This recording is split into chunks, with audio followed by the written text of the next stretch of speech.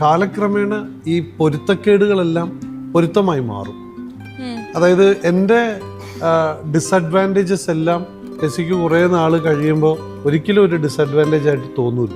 എൻ്റെ ഇംപെർഫെക്ഷൻസ് ടെസിക്ക് അത് പെർഫെക്റ്റ് ആയിട്ട് തോന്നുള്ളൂ. അതാണ് ദാമ്പത്യ ബന്ധത്തിൻ്റെ ഒരു വലിയ ഭംഗി. ശരിക്കും ഈ ഡയമണ്ട് പോലെയാണ് ദാമ്പത്യം. എത്രത്തോളം അതിൻ്റെ ഷാർപ്പ് എഡ്ജ് ഉണ്ടോ അതൊക്കെ കട്ട് ചെയ്ത് അതിൻ്റെ ഫേസസിന് കൂടുതൽ ക്ലാരിറ്റി വരുമ്പോഴാണ് ഈ ഡയമണ്ടിന് വില കൂടുന്നത്. അതേപോലെ തന്നെ ഈ ദാമ്പത്യത്തിൽ തുടക്കത്തിൽ രണ്ടും കല്ലുകളാണ്. ഈ കല്ലുകൾ അങ്ങോട്ടും ഇങ്ങോട്ടും അത് ഒരസി കൂടുതൽ മിനുസപ്പെടും. സിനിമ ഷൂട്ട് നടക്കുന്ന സമയത്ത് അല്ലെങ്കിൽ ആഡ് ഫിലിം എവിടെ ഷൂട്ട് ഉണ്ടെങ്കിലും ഇവരില്ലെന്ന് പറഞ്ഞാൽ മാത്രമേ ഇവര് വരാതിരിക്കുന്നുള്ളൂ. എനിക്ക് എപ്പോഴും ഷൂട്ടിലാണെങ്കിലും ഒക്കെ ഇങ്ങോട്ട് ഇവിടെ നിൽക്കാമെന്ന് പറയുന്ന ഒരാളാണ്. എവിടെയാണെങ്കിലും ഷൂട്ട് എവിടെയാണെങ്കിലും എവിടെയൊക്കെ യാത്ര ചെയ്തിരിക്കുന്നത് നമ്മൾ എവിടെയുണ്ടോ അവിടെ ഫാമിലിയും കൂടെ കൊണ്ടു നടക്കണം എന്ന് ആഗ്രഹിക്കുന്ന ഒരാളാണ്. പോസ്റ്റ് കോവിഡ് ആണ് സ്ത്രീ എന്താണെന്ന് ഞാൻ മനസ്സിലാക്കി. ഒരു വീട്ടിൽ ചെയ്യേണ്ട കാര്യങ്ങളുടെ ഒരറ്റം മുതൽ ഇങ്ങനെ ഒന്ന് എണ്ണിക്കഴിഞ്ഞാൽ ശരിക്കും നമ്മൾ ചില ഇമേജ് കണ്ടിട്ടില്ലേ, സ്ത്രീക്ക് ചുറ്റും ഒരു 10-20 കൈകളൊക്കെ വെച്ചിട്ടുള്ള, അത് ശരിക്കും മനസ്സിലാക്കി. ഡിഫറൻസ് ഓഫ് ഒപ്പീനിയൻ ഒരുപാടുണ്ട്. കാരണം രണ്ടുപേരും രണ്ട് സാഹചര്യത്തിൽ നിന്ന് വന്നവരായിരിക്കുമല്ലോ. എല്ലാ ദമ്പതികളുടെയും അവസ്ഥ ഇതാണ്. കുറെയൊക്കെ നമ്മൾ പഠിക്കുന്നത് നമ്മുടെ കുടുംബത്തിലെ മാതാപിതാക്കൾ ഇതിനെ എങ്ങനെ ഡീൽ ചെയ്തു എന്നുള്ളതാണ്. ഹൃദയങ്ങൾ ഒന്നായ 30 വർഷങ്ങൾ. Chavara matrimony since 1996. ഇവിടെ ഉറയ്ക്കുന്നതേ വിവാഹമല്ല, വിവാഹ ജീവിതമാണ്. ChavraMatrimony.com connecting hearts. അതെ, ഒത്തിരി ഹൃദയങ്ങളെ കോർത്തിണക്കി കുടുംബം എന്ന സ്വപ്നം സാക്ഷാത്കരിച്ച ചാവറ മാട്രിമോണിയുടെ 30ാം വർഷം ആഘോഷിക്കുമ്പോൾ they are introducing C-Talk. Difference of opinion ഒരുപാടുണ്ട്. കാരണം രണ്ടുപേരും രണ്ട് സാഹചര്യത്തിൽ നിന്ന് വന്നവരായിരിക്കുമല്ലോ. എല്ലാ ദമ്പതികളുടെയും അവസ്ഥ ഇതാണ്. കുറെയൊക്കെ നമ്മൾ പഠിക്കുന്നത് നമ്മുടെ കുടുംബത്തിലെ മാതാപിതാക്കൾ ഇതിനെ എങ്ങനെ ഡീൽ ചെയ്തു എന്നുള്ളതാണ്. നമ്മുടെ മാതാപിതാക്കൾ തമ്മിൽ തല്ലുപിടിക്കുന്നത് നമ്മൾ കണ്ടിട്ടുണ്ട്. നമ്മുടെ മാതാപിതാക്കളുടെ സഹോദരങ്ങളുടെ കുടുംബത്തിലെ വഴക്കുകളും നമ്മൾ കണ്ടിട്ടുണ്ട്. പക്ഷെ ഇതിനെല്ലാത്തിൻ്റെയും അപ്പുറം നമ്മുടെ ഈ രണ്ട് വ്യക്തികൾ തമ്മിലുള്ള സ്നേഹമായിരിക്കും കൂടുതൽ. ഈ ഡിഫറൻസ് ഓഫ് ഒപ്പീനിയൻ കുറവായിരിക്കും. അതുകൊണ്ടാണ് നമുക്കിത് പാച്ച് ചെയ്യാൻ പറ്റുന്നത്. ഡിഫറൻസ് ഓഫ് ഒപ്പീനിയൻ കൂടുതലാണെങ്കിൽ പിന്നെ ഇവർക്ക് ഒരിക്കലും ഒരുമിക്കാൻ പറ്റില്ല. അപ്പോൾ ഒരുപാട് പൊരുത്തങ്ങളിൽ നിന്നാണ് ഓരോ ദാമ്പത്യ ബന്ധം ഉണ്ടാവുന്നത്. ഇൻ അതർ വേർഡ്സ് നമുക്ക് പറയാം, കാലക്രമേണ ഈ പൊരുത്തക്കേടുകളെല്ലാം പൊരുത്തമായി മാറും. അതായത് എൻ്റെ ഡിസഡ്വാൻറ്റേജസ് എല്ലാം ടെസിക്ക് കുറേ നാൾ കഴിയുമ്പോൾ ഒരിക്കലും ഒരു ഡിസഡ്വാൻറ്റേജ് ആയിട്ട് തോന്നൂല. എൻ്റെ ഇംപെർഫെക്ഷൻസ് ടെസിക്ക് അത് പെർഫെക്റ്റ് ആയിട്ട് തോന്നുള്ളൂ. അതാണ് ദാമ്പത്യ ബന്ധത്തിൻ്റെ ഒരു വലിയ ഭംഗി. ഇപ്പോൾ ഞാൻ രാത്രി കിടക്കുമ്പോൾ കൂർക്കം വലിക്കാറുണ്ട്. അപ്പോൾ ഞാനിപ്പോൾ അത് നമ്മുടെ ഒരു ഡ്രീം വെന്റ് എന്ന് പറയുന്ന ഒരു പ്രൊഡക്റ്റ് വെച്ചിട്ടാണ് അതൊന്ന് സെറ്റ് ചെയ്ത് വെച്ചിരിക്കുന്നത്. അപ്പോൾ ഈ തുടക്കത്തിൽ, കല്യാണത്തിൻ്റെ തുടക്കത്തിൽ ടെസിക്ക് എൻ്റെ കൂർക്കം വലി ചിലപ്പോൾ ഭയങ്കര ഡിസ്റ്റർബൻസ് ആയിരിക്കും. പക്ഷെ ഇന്ന് അത് ചിന്ത പോലും ഉണ്ടാവില്ല. അതെ, ഈ സിജോയ് ജീവിച്ചിരിക്കുന്നു എന്നുള്ളതിന്റെ ഒരു തെളിവായിട്ടായിരിക്കും ചിലപ്പോ നോക്കുമ്പോ രാത്രി ഉറക്കത്തിൽ ഇങ്ങനെ ഒരാൾ കുറുക്കാം, ഓക്കെ എന്ന് തോന്നാം അല്ലെ. അപ്പൊ നേരത്തെ ജോസഫ് പ്രാർത്ഥിച്ചപ്പോ പറഞ്ഞില്ലേ, ഇങ്ങനെ ജീസസിനെ ഹഗ് ചെയ്ത് ആ ഒരു പേഴ്സണൽ ടച്ച് എന്നൊക്കെ പറയും. അപ്പോൾ ടെസിയുടെ രീതിയും എൻ്റെ രീതിയും മാച്ചായി പോകുന്നത് മറ്റൊരു കാര്യത്തില്ല. അതായത് ഞങ്ങൾ ഈ കുറച്ചും കൂടെ ജീസസിൻ്റെ മദറിനോട് ചേർന്നുള്ള പ്രാർത്ഥനയിലാണ്. കാത്തലിക് ബിലീഫിനനുസരിച്ച് ഇപ്പോൾ എല്ലാ ദിവസവും ജപമാല ചൊല്ലി മാതാവിൻ്റെ കൂടെ ചേർന്നിരിക്കുക എന്ന് പറയുന്നതാണ് അവളുടെ തിയറി. ലക്കിലി അത് തന്നെയാണ് എൻ്റെയും തിയറി. എന്നെ ആ രീതിയിലേക്ക് മാറ്റിയെടുത്തത് അവളാണ്. അതെ. അപ്പോൾ പക്ഷെ ഇപ്പം നമുക്കറിയാം, എത്ര രാത്രിയായാലും, അത് പാതിരാത്രി ഇനി 1 മണിയായാലും ജപമാല ചൊല്ലാതെ വീട്ടിൽ ഉറങ്ങില്ല. അത് എനിക്കും ഉറപ്പുള്ളൊരു കാര്യമാണ്. എന്നേക്കാൾ കൂടുതൽ ഒരുപാട് പിള്ളേരെ ആ കാര്യത്തിൽ ഇരുത്തി. അപ്പം നമ്മൾ ഈ ടോപ്പിക്കിനെ ഇങ്ങനെ സമ്മപ്പ് ചെയ്യാൻ പറ്റുമായിരിക്കും. മാതാപിതാക്കളിൽ നിന്നാണ് നമ്മളെല്ലാം പഠിക്കുന്നത്. നമ്മുടെ മാതാപിതാക്കൾക്ക് ഒരു പ്രയർഫുൾ ലൈഫ് ഉണ്ടായിട്ടുണ്ടെങ്കിൽ തീർച്ചയായിട്ടും നമുക്കത് സ്വാഭാവികമായും കിട്ടും. പിന്നെ നമ്മളത് വളർത്തിയെടുക്കണം.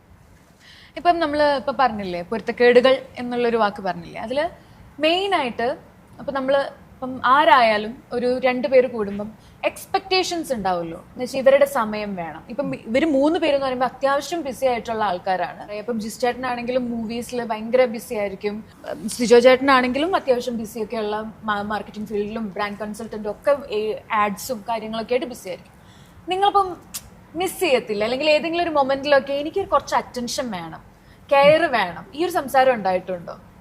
അല്ലെങ്കിൽ അതില്ല, കിട്ടുന്നില്ല എന്നുള്ളൊരു ടോക്ക് ഉണ്ടായിട്ടുണ്ടോ? ഇടയ്ക്ക് കംപ്ലൈന്റ് പറയാറുണ്ട് ഞാൻ. അപ്പം അതെങ്ങനെയാ നിങ്ങൾ അതൊരു സോർട്ട് ചെയ്യാ? കോമൺ സംഭവമായിരിക്കും. നിങ്ങൾ സംസാരിച്ചോളൂ, നിങ്ങൾ നിങ്ങൾക്ക് എന്തെങ്കിലുമൊക്കെ ഉണ്ടാവോ പറയാനുണ്ടാവും. അങ്ങനെ? ഓ തീർച്ചയായും കണ്ടോ, ചില അതൊക്കെ ഞാൻ സമയത്ത് വേണമല്ലോ വിളിച്ചിട്ട് കുത്തി അലോ പൊക്കാൻ. പക്ഷേ ഇതാ, മിസ് ചെയ്യും നമ്മളെ, മിസ് ചെയ്യും. മിസ് ചെയ്യില്ലേ? പക്ഷെ ഞാനൊരു കാര്യം പറയാം, വളരെ ഹോണസ്റ്റ്ലി മറുപടി പറയണം. എൻ്റെ സിനിമ ഷൂട്ട് നടക്കുന്ന സമയത്ത് അല്ലെങ്കിൽ ആഡ് ഫിലിം എവിടെ ഷൂട്ട് ഉണ്ടെങ്കിലും ഇവരില്ലെന്ന് പറഞ്ഞാൽ മാത്രമേ ഇവര് വരാതിരിക്കുന്നുള്ളൂ. എനിക്ക് എപ്പോഴും ഷൂട്ടിലാണെങ്കിലും ഒക്കെ ഇങ്ങോട്ട് ഇവിടെ നിൽക്കാം എന്ന് പറയുന്ന ഒരാളാണ്. എവിടെയാണെങ്കിലും ഷൂട്ട് എവിടെയാണെങ്കിലും എവിടെയൊക്കെ യാത്ര ചെയ്തിരിക്കുന്നത്, എവിടെയൊക്കെ പോയിരിക്കുന്നത്, യൂസ് പോയിട്ടുണ്ട്. നമ്മൾ എവിടെയുണ്ടോ അവിടെ കഴിയുന്നത്ര ഇങ്ങോട്ട് ഫാമിലിയും കൂടെ കൊണ്ടു നടക്കണം എന്ന് ആഗ്രഹിക്കുന്ന ഒരാളാണ്. അപ്പൊ എനിക്കത് ബുദ്ധിമുട്ടാണ്. ഇപ്പൊ ചെയ്യാൻ പോകുന്ന നമ്മുടെ 20-ാം തീയതി ഷൂട്ടിംഗ് തുടങ്ങുന്ന സിനിമയാണ്. അതെന്തുകൊണ്ടാണ് എറണാകുളത്തിന്റെ പരിസരം തന്നെ വേണം എന്ന് വെച്ചിരിക്കുന്നത്? കുട്ടികൾക്ക് വെക്കേഷനാണ്. എനിക്ക് ആ സമയത്ത് എറണാകുളത്തിന്റെ അവിടെ നിന്ന് 5-6 മണിക്കൂർ അപ്പുറത്തോടെ ലൊക്കേഷനിൽ പോയി ഷൂട്ട് ചെയ്യാൻ താല്പര്യമില്ല. എനിക്ക് എന്നും ഷൂട്ട് കഴിഞ്ഞ് വീട്ടിൽ വന്നാൽ കുട്ടികൾക്ക് വെക്കേഷൻ അല്ലേ, ഇതുകൊണ്ട് മാത്രമാണ്. ഇതാണ് എന്റെ ലോജിക്. അപ്പോൾ അങ്ങനെ ആഗ്രഹിക്കുന്ന ഒരാളാണ് പേഴ്സണലി ഞാൻ. പക്ഷെ എന്നാലും നൈജി ഇടയ്ക്ക് ഹലോ ജിസേട്ടാ ഭാര്യയാണ്, വല്ലപ്പോഴൊക്കെ വീട്ടിലേക്കൊക്കെ വരിക എന്ന് പറഞ്ഞിട്ടുണ്ടാവും. അല്ല സുധേട്ടാ, ഒന്നാമത്തെ കാര്യം ഈ എന്നെ സമീപിക്കുന്ന എല്ലാ പ്രൊഡ്യൂസേഴ്സും വരും. ഞാൻ ഒരിക്കലും ഹോട്ടൽ റൂമിൽ നിന്ന് എഴുതുന്ന ആളല്ല. എവിടെയൊക്കെ എഴുതാൻ വേണ്ടി റൂം തരാമെന്ന് പറഞ്ഞാലും എവിടെയൊക്കെ ആളിരിക്കുകയല്ലേ, ചോദിച്ചു നോക്കാം, എവിടെയൊക്കെ പോയി താമസിക്കാം, ഏത് മലയുടെ മുകളിൽ പോയി എഴുതാം, നമ്മൾ എവിടെ ചോദിച്ചാലും അവർ ആ സ്പേസ് നമുക്ക് തരും ഇപ്പോഴത്തെ അവസ്ഥയിൽ. പക്ഷെ ഞാൻ എൻ്റെ വീട്ടിൽ തന്നെയാണ് ഒരു ഫാമിലി താമസിക്കുന്നതിനോട് ചേർന്ന് ഒരു ഫ്ലാറ്റും കൂടെ ഒരേ ഫ്ലോറിൽ, അതിൻ്റെ റൈറ്റിംഗ് സ്പേസ് ആണ്. മീറ്റിങ്ങുകളും ആൾക്കാർ വരുന്നതും ഒക്കെ ആ ഫ്ലാറ്റിലേക്കാണ്. തൊട്ടിപ്പുറത്ത് ഇവരൊക്കെ വരുന്നതെല്ലാം. അപ്പോൾ പേഴ്സണലി ഞാനത് ഭയങ്കര എൻജോയ് ചെയ്യുന്ന ഒരാളാണ്. പുറത്ത് പോയി ഇരുന്ന് അവിടെ പോയി കിട്ടുന്ന, ഇവിടെ കിട്ടാത്തൊന്നും വേറൊരു സ്ഥലത്ത് കിട്ടുന്നില്ല എന്ന് വിശ്വസിക്കുന്ന ഒരാളാണ്. അപ്പം ഇവിടെ സമയം കണ്ടെത്തുന്നുണ്ട്. ഉണ്ട്. ഇവിടെ പിന്നെ നിങ്ങൾ ഹണിമൂൺ ഫേസിലാണ്, അപ്പം ഉറപ്പായിട്ടും സമയം. ഹണിമൂൺ ഫേസിന്റെ അപ്പുറത്തോട്ട് ഇപ്പൊ എനിക്കിപ്പോ റേഡിയോയിൽ ജോലി റിസൈൻ ചെയ്തു. ഞങ്ങൾ ഫുൾ ടൈം ഒരുമിച്ചാ വിട്ടത്. ഓക്കെ. ഫുൾ ടൈം ആളിപ്പോ യോഗ ഒരു കോഴ്സ് കംപ്ലീറ്റ് ചെയ്ത് അതിന്റെ ടീച്ചർ ആവാൻ പോവാണ്. അപ്പൊ ഓൺലൈൻ ട്രെയിനിങ്ങും നടക്കുന്നത് വീട്ടിൽ വെച്ചിട്ടാണ്. അപ്പോ ഞങ്ങള് വീട്ടിലാണ്. ഞാനിതിന് സെഷന് പോകുന്നുണ്ട്, മിക്കപ്പോഴും ആളെ കൊണ്ടുപോകാറുണ്ട്. ഞങ്ങൾ ഒരുമിച്ച് ആണ് പോവാറ്. കാരണം അതൊരു സന്തോഷമാണ്. എല്ലാ പ്രോഗ്രാമിലും കാരണം ആളെയും കൂടി കൊണ്ടാവുന്ന രീതിയിലുള്ള നമുക്ക് പറ്റുന്നൊരു ഇവന്റ് ആണെങ്കിൽ we are always together in a way. പിന്നെ ചില കാലത്ത് എനിക്ക് കുറച്ച് മറവി കൂടുതലുള്ള ഒരാളാണ്. അപ്പൊ എന്റെ ടോക്കുകളുടെ എന്തൊക്കെയാണ് ഏതൊക്കെയാണ് അവിടെ ഉള്ളത്, ആൾക്കാണ് വീഡിയോ അയച്ചു കൊടുക്കേണ്ടത്, ചിലപ്പോ ആളെന്നെ സഹായിക്കാറുണ്ട്. അപ്പൊ അങ്ങനെ ഇത് ആസ് ഓഫ് നൗ നമുക്ക് ഈ ഒരു അങ്ങനെ ഒരു ബുദ്ധിമുട്ടുണ്ടായിട്ടില്ല. ഇവിടെയോ? ചോദിച്ചോളൂ. അവിടെ നേരത്തെ പറഞ്ഞിരുന്നു എന്തോ ഒരു ബുദ്ധിമുട്ട് എന്നോട്. ഉറപ്പായിട്ടും ബുദ്ധിമുട്ടുണ്ടാവും. കാരണം ഞാൻ പല മേഖലകളിൽ കൈവച്ചിട്ടുള്ള ഒരാളായതുകൊണ്ട് സത്യത്തിൽ എനിക്ക് നല്ല സമയക്കുറവുണ്ട്. ഈ ചോദ്യം ചോദിക്കുമ്പോഴൊക്കെ ഞാൻ വിചാരിക്കുന്നത്, ഇപ്പോൾ ജിസ് പറഞ്ഞപ്പോഴും ഞാൻ ആലോചിക്കുന്നത്, ഏപ്രിൽ മെയ് സമയങ്ങളിൽ പിള്ളേർക്ക് വെക്കേഷൻ ആണല്ലോ, എങ്ങനെ സമയം കണ്ടെത്താമെന്നാണ് നമ്മളും ചിന്തിച്ചത്. നമുക്ക് പറഞ്ഞ പോലെ ഉത്തരവാദിത്തങ്ങൾ കൂടുമ്പോൾ നമ്മൾ ഏറ്റെടുക്കുന്ന ജോലികളിൽ നമ്മളെ വർക്ക് ഏൽപ്പിക്കുന്നവർക്കൊരു വിശ്വാസമുണ്ട്, സിജോയ് അത് ഏറ്റാൽ വൃത്തിയായിട്ട് ചെയ്യുമെന്ന്. അപ്പോൾ നമ്മൾ ടൂ മച്ച് പെർഫെക്ഷന് വേണ്ടി അതിൻ്റെ പുറകെ നിൽക്കും. അങ്ങനെ നിൽക്കുമ്പോൾ എന്ത് പറ്റുമെന്ന് വെച്ച് കഴിഞ്ഞാൽ പിന്നെ എനിക്ക് ഒരു ധൈര്യമുണ്ട്, വീട്ടിലത്തെ കാര്യം അവളിൽ ഭദ്രമാണെന്നുള്ളൊരു വിശ്വാസമുണ്ട്. അവരുടെ അതായത് വീട്ടിലെ കംപ്ലീറ്റ് വകുപ്പുകൾ അവളെ നോക്കുന്നത് എന്ന് വെച്ച് കഴിഞ്ഞാൽ ആരോഗ്യം, വിദ്യാഭ്യാസം, എന്താ പറയുക, ആഭ്യന്തര കാര്യങ്ങൾ, മറ്റ് ബന്ധുക്കളുമായിട്ടുള്ള റിലേഷൻസിൻ്റെ കാര്യങ്ങൾ, മൊത്തം ചുമതലയാണ്. ഞങ്ങൾ ഈ ആണുങ്ങൾക്ക് വലിയ വലിയ കാര്യങ്ങളാണല്ലോ. അമേരിക്കയിൽ ഇപ്പോൾ ട്രംപ് എന്ത് ചെയ്യുന്നു, ഇറാൻ ഇസ്രായേൽ വാറൊക്കെ ഇപ്പോൾ എവിടം വരെ ആയി എന്നൊക്കെയുള്ള വലിയ ചിന്തകളിലേക്ക് ഞങ്ങൾ പോകും. ഭാരിച്ച കാര്യങ്ങളൊക്കെ ഞങ്ങൾ അങ്ങോട്ട് ഏൽപ്പിക്കും. കൃത്യമായിട്ട് ആ കാര്യങ്ങളൊക്കെ ചെയ്യാൻ പറ്റുന്ന ഒരു ഭാര്യയെ തന്നെയാണ് കിട്ടിയത്. അത് ചില്ലറ ജോലിയല്ല. അയ്യോ, വലിയ ജോലിയാണ്. ഞാൻ ശരിക്കും പറഞ്ഞാൽ കേൾക്കുന്ന എല്ലാ ഓഡിയൻസിനോടും നിങ്ങളോട് എല്ലാവരോടും ഒരു കാര്യം ഞാൻ ഉറപ്പ് പറയാം, പോസ്റ്റ് കോവിഡാണ് സ്ത്രീ എന്താണെന്ന് ഞാൻ മനസ്സിലാക്കി. ഒരു ജോലി, ഒരു വീട്ടിൽ ചെയ്യേണ്ട കാര്യങ്ങളുടെ ഒരറ്റം മുതൽ ഇങ്ങനെ ഒന്ന് എണ്ണിക്കഴിഞ്ഞാൽ ശരിക്കും നമ്മൾ ചില ഇമേജ് കണ്ടിട്ടില്ലേ, സ്ത്രീക്ക് ചുറ്റും ഒരു 10-20 കൈകളൊക്കെ വെച്ചിട്ടുള്ള, അത് ശരിക്കും മനസ്സിലാക്കി. അപ്പോൾ ശരിക്കും പറഞ്ഞാൽ പോസ്റ്റ് കോവിഡ് നമുക്ക് സ്ത്രീകളോടൊരു റെസ്പെക്ട് തുടങ്ങി. അപ്പൊ ഇത്രയും പണിയെടുക്കുന്ന അല്ലെങ്കിൽ ഒരു കുടുംബത്തിന് തന്നെ ഫുൾ നോക്കുന്ന, മെയിൻറ്റെയിൻ ചെയ്ത് മാനേജ് ചെയ്ത് കൊണ്ടുപോകുന്ന ടെസി ചേച്ചിക്ക് കുറച്ച് സമയം കൊടുക്കണ്ടേ? തീർച്ചയായിട്ടും സമയം കൊടുക്കാം. ഇന്ന് ഞാൻ വിചാരിച്ചത് എന്നെ ഇട്ട് പൊരിക്കുമെന്ന് വിചാരിച്ചു, പക്ഷെ ഒന്നും പൊരിച്ചില്ല. ലൈവായിട്ട് പൊരിച്ചോ? അല്ല, തീർച്ചയായിട്ടും ഞങ്ങളുടെ ഭാഗത്തുനിന്ന്, ആണുങ്ങളുടെ ഭാഗത്തുനിന്ന് ഒരുപാട് പർപ്പസ്ലി പ്ലാൻ ചെയ്യണം ഈ സമയം കുടുംബത്തോടൊപ്പം എന്ന് വിചാരിച്ചാൽ മാത്രമേ ഉള്ളൂ. വിചാരിക്കണം, തീർച്ചയായിട്ടും വിചാരിച്ചേ പറ്റുള്ളൂ. പിന്നെ വേറൊരു കാര്യമുണ്ട് കേട്ടോ, നമ്മള് ഇവരെ അനുവദിക്കാത്തൊരു സമയത്ത് നമ്മൾ വീട്ടിൽ ചെന്നാൽ ഇവർക്ക് നമ്മളൊരു ബാധ്യതയാണ്, അതും കൂടെ മനസ്സിലാക്കണം. വേറെ കാര്യം നിങ്ങൾ അതൊക്കെ ഒരു വലിയ സ്റ്റേറ്റ്മെന്റ് അല്ല വിൻസി അത് മനസ്സിലാക്കി. അതായത് ചിലര് പറഞ്ഞു കേട്ടില്ല, ഇപ്പൊ ഇവരുടെ ഒരു റുട്ടീൻ ഉണ്ടല്ലോ, ആ റുട്ടീനൊക്കെ അവസാനിപ്പിച്ച് ഇനി ഭർത്താവ് വന്നോട്ടെ എന്ന് പറയുമ്പോഴല്ലാതെ നമ്മള് പ്രത്യക്ഷപ്പെടരുത്. പിന്നെ നമ്മളൊരു ബാധ്യതയാ, ഈ മനുഷ്യൻ എന്തിനാ ഇപ്പൊ ഇങ്ങോട്ട് വന്നത്. ചില ദിവസങ്ങളിൽ ഓഫീസിൽ പോണ ഒരു ടൈം ഉണ്ടല്ലോ, അപ്പൊ നമ്മുടെ എക്സ്പെക്ടേഷനിൽ ആ ടൈം കഴിഞ്ഞിട്ടാണ് നമുക്ക് പല കാര്യം ചെയ്യാനുള്ളത്. ചില സമയത്ത് പോകാതെ വീട്ടിലിരിക്കും, ഉച്ചയായിട്ടായിരിക്കും ചിലപ്പോ മീറ്റിംഗ് അപ്പോഴായിരിക്കും വരുന്നത്. അപ്പൊ നമ്മൾ വിചാരിക്കും ഈ പാർട്ടി എന്താ പോകാതെ.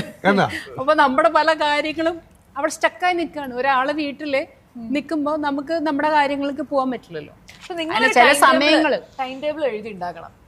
അതായത് ഇന്ന ദിവസം ഇത്ര ഈ ഒരു സമയത്തിൽ നിങ്ങൾ വരണം, നിങ്ങൾ പോകണം എന്നുള്ളത് എഴുതിണ്ടാക്കണം. അല്ല, വർക്ക് അങ്ങനെയാണല്ലോ, കറക്റ്റ് ഓഫീസ് ടൈം അല്ലല്ലോ. അപ്പൊ നമ്മൾ കറക്റ്റ് ഓഫീസ് ടൈം. അല്ല, ടെസിക്ക് ഈ കാര്യത്തിൽ ഒരുപാട് പ്രശ്നം ഉണ്ടായിരുന്നു. കാരണം ടെസി കൃത്യമായ, ഈ പെൺകുട്ടികളെല്ലാം അവരുടെ ഫാദർമാര്, എന്താ പറയണ്ട, അപ്പന്മാര്, ചേട്ടനെയും അനിയനെയൊക്കെ കണ്ടാണല്ലോ അവരൊരു മനസ്സിൽ ഒരാണിനെ കുറിച്ചൊരു ഫ്രെയിം ചെയ്യുന്നു. ടെസിയുടെ ബ്രദറും ഫാദറും ഒക്കെ ഓഫീസിൽ പോകുന്നതും വൈകുന്നേരം വരുന്നതിൻ്റെ ഒക്കെ ഒരു ടൈമിംഗ് ഉണ്ട്. ആ ടൈമിങ്ങിൽ എന്നെ കിട്ടാതെ വന്നപ്പോൾ സ്വാഭാവികമായും ഒരുപാട് തർക്കങ്ങളും പ്രശ്നങ്ങളും ഉണ്ടായിട്ടുണ്ട്.